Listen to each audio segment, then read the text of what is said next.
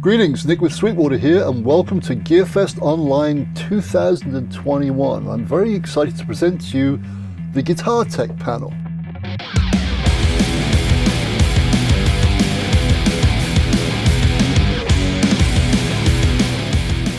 Now, as I'm sure you already know, behind every guitar hero lurks another hero, namely his or her guitar tech. And that person is just not responsible for tuning the guitar, they're responsible for everything from the picks, the strings, the setup, the speakers, the whole 9 yards. And a lot of these guys don't just change guitars and tune them, they also do critical switching, channel switching, effects on and off. And we're really fortunate, we've got 4 of the top guys on this planet who do this gig. And I did the math because I'm pretty smart, and between them we've got over 125 years of experience, which is kind of scary actually because I know this much. And to give you an idea of who they've worked for, well, I can't tell you everybody because I'd be here for 3 hours, but it's like a who's who. But I'll quickly tell you this. So we have Adam Day, he's worked with Slash, Guns N' Roses, AC/DC, and Journey. Then we've got Grady Champion, Dimebag and Pantera, then also Incubus, System of a Down, and believe it or not, Blondie, Pantera to Blondie. That shows you how flexible these guys are.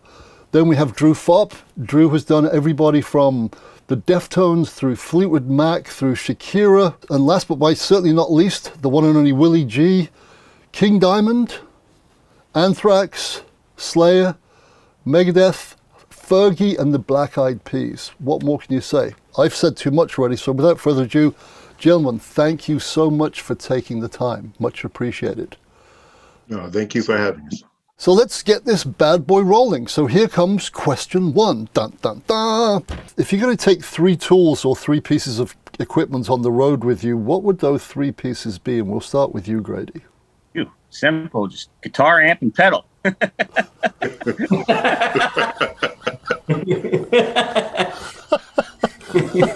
Okay, that was a good answer. You scuppered me there. How about tech gear? What would you want? Tools wise, well, you got to have your tuner, and you can, your action gauge. And I always used to just keep an action gauge in my wallet. That way I would never lose them. Just little stuff like that. I used to have a bag just called Licks and Tricks that I just wouldn't go anywhere without. It had string lube and action gauges and fret rockers and things like that. Cool. Then Adam, what would your advice be on that front? Thinking about it now, having a minute to think about it, I'm going to tell you a truss rod wrench will be number 1. Going from climate to climate, some guitars need a tweak every day, depending on the climate. Some don't, but I'm probably doing it every day, depending on where we're going. So truss rod wrench, multimeter, and a tuner. That's a good start for me. That's very good. Then Willie, what about you, sir? I'm kind of like echoing what Adam said. A really good tuner is really important. First on the list, some sort of multi-tool. Whether it's a Leatherman or one of the JP Git tool, one of those things like that, the rotary wrench, that's a good thing to always have around. And if somebody in Team Audio is on their job, they'll have a meter, so maybe I won't have to, I just bum one off of them. But slackers, But yeah, the meter definitely is a handy thing. So I think I'll just echo Mr. Day and also include a multimeter. Cool. Last but not least, Drew, what about your thoughts, Mr. Faux P? Well, 3 things is a hard thing to choose, but I usually have a go bag, which has a bunch of stuff in it for anything, but definitely tuners, you can't really tune the guitars without one. I would say if you're only taking 3 things, maybe just a screwdriver that's like a 6-in-1 or an 8-in-1 screwdriver. Some of them have hex nut tools on it with the screwdriver bits and all that stuff.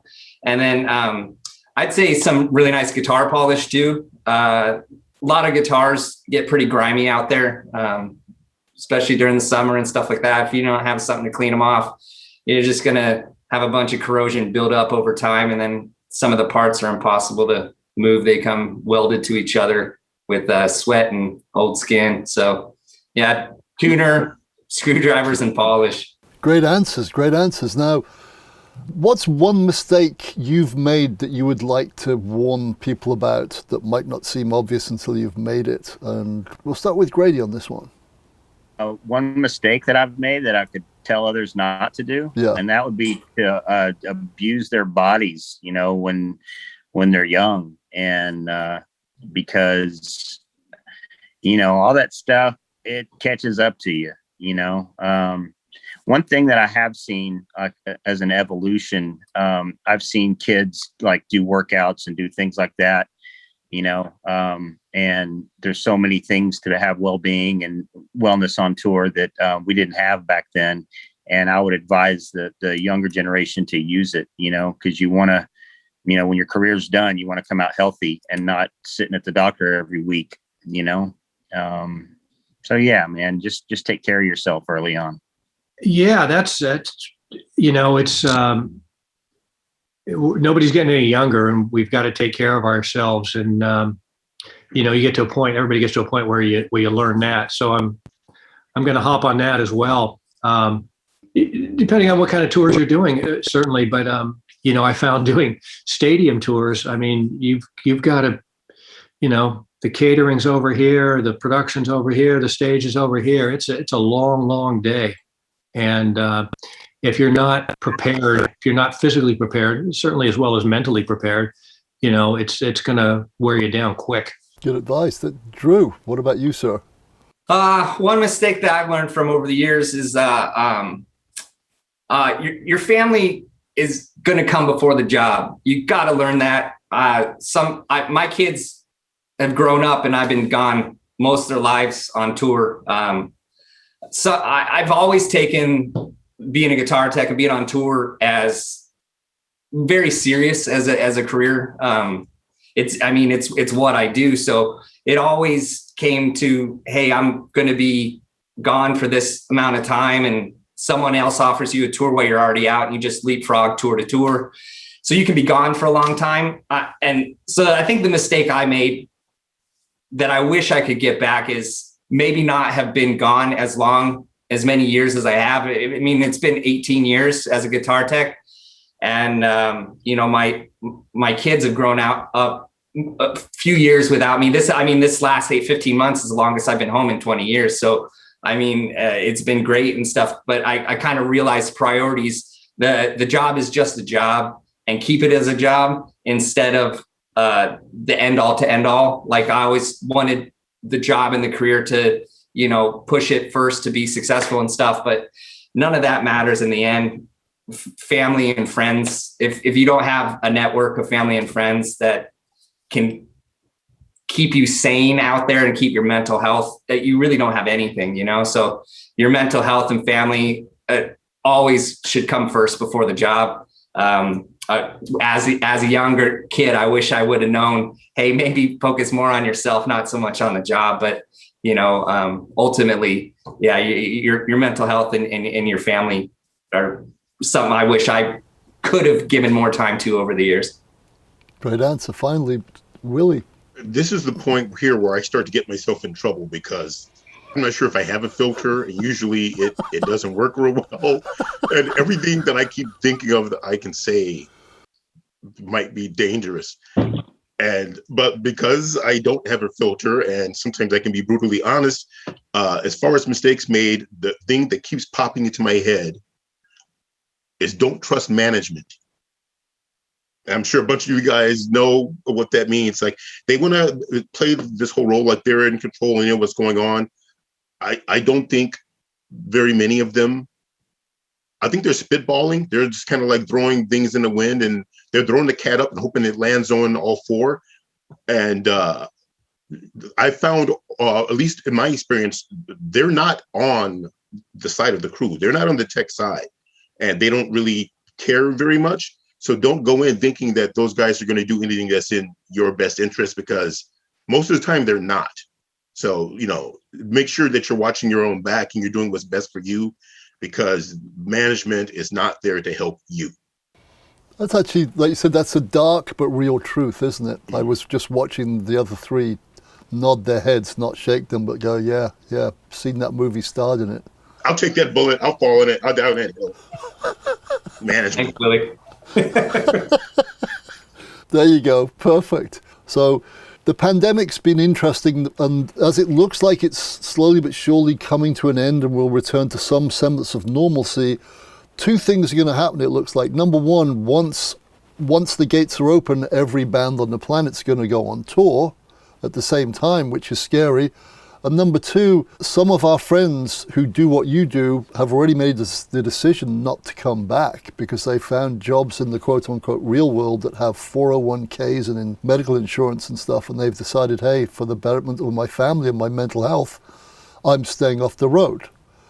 So do you think there's going to be a shortage of guitar techs? What do you think is going to happen? I absolutely believe that. And I think it's going to be a trickle down. I think it's going to be from venues to buses to trucks to rehearsal rooms, especially 2022, I'm thinking, when everybody is probably going to hit the road.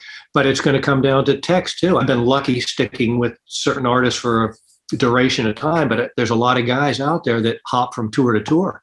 So that being said, with multiple bands going out at the same time, somebody's going to get shorted. And so I do believe there's going to be a shortage of good people, not just guitar techs, but all the way down the line or up the line as it may be. But, so it's going to be very interesting. Drew, what are your thoughts on that? Yeah, I mean, I completely agree with that. I think as things start opening up and more bands, especially like Adam's saying in 2022, I mean, it's basically going to be like everybody's on Warped Tour. Everybody's going to need a bus, and there's not going to be enough stuff or entities for people to book. I mean, there's going to be more bands than venues at one point. And for bands a lot of bands wait till the very last minute because there's been so many techs to choose from for so long. Like, oh, we'll just find someone, right before the tour. I don't think that's going to be the case anymore. There are some people choosing not to come back. And I've experienced that with my friends as well. I have several friends not coming back, not because they don't love the job and don't want to do it. It's just, they have more stability. Touring can be kind of, unstable and the unknown, if you will.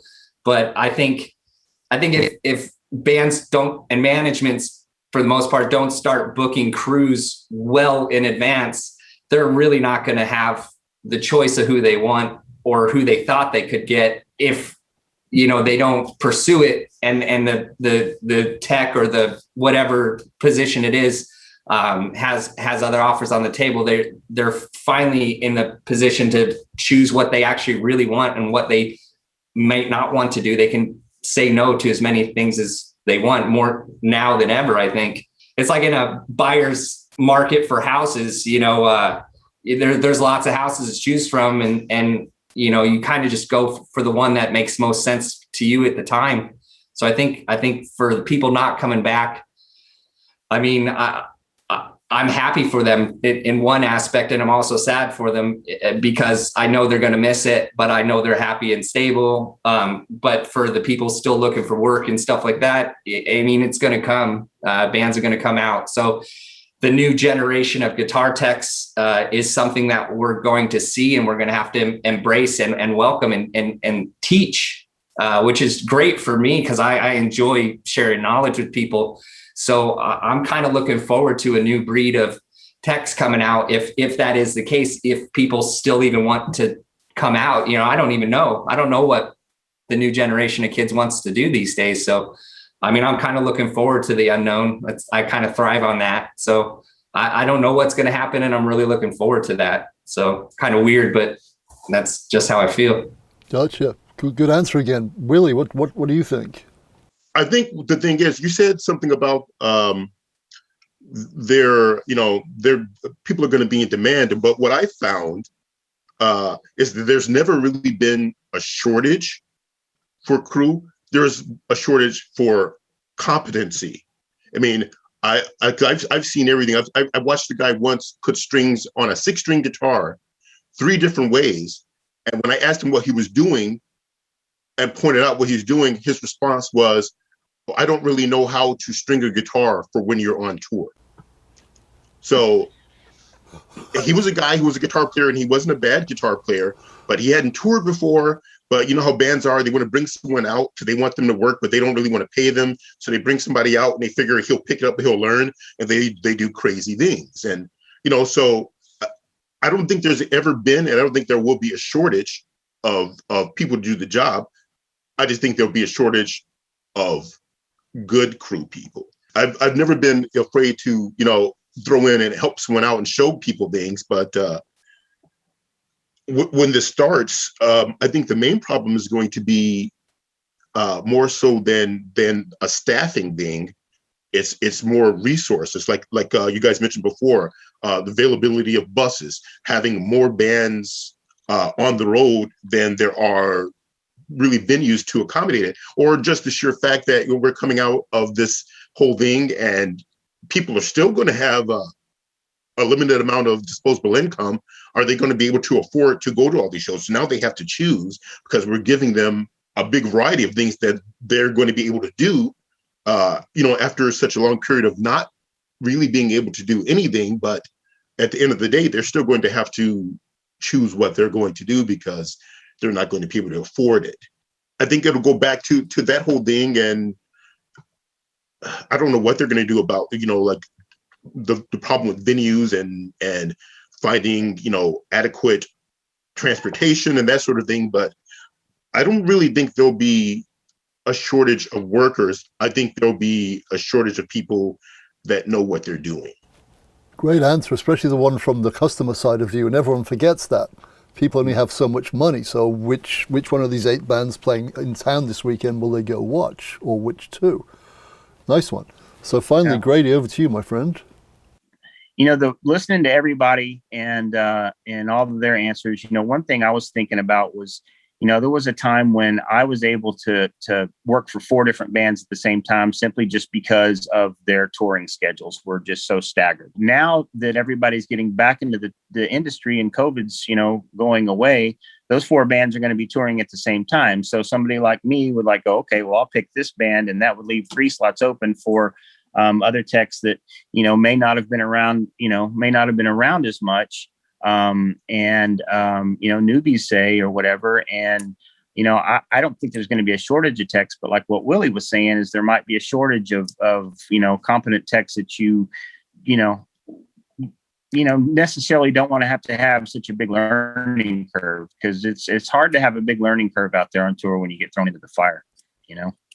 And I'm been enjoying time with my family, you know, like you wouldn't believe. And, you know, I kind of got out of like long-term touring in 2018, but, you know, a lot of people like just say, hey man, you know, I'm home with my family. I'd like it better here. You know, it forced you to kind of make a decision, because when you're on the road and you're actively touring, you know, you don't really have time to make a decision about anything. You just go and next gig. But COVID just kind of made you sit and have the time to think and go, well, do I really like that crap? You know, or do I like being with my family? You know, and so some guys won't come back, you know, it just all depends. Now, unfortunately, folks, we've run out of time. I could happily and gladly, in fact, I would love to sit and talk to these guys for hours, but that's not possible right now because I've got a limited amount of time for GearFest. That said, these guys have agreed to continue on talking, so keep watching the Sweetwater YouTube channel, because part 2 of this will be appearing on your YouTube feed soon. Enjoy GearFest. Thanks for watching. See you.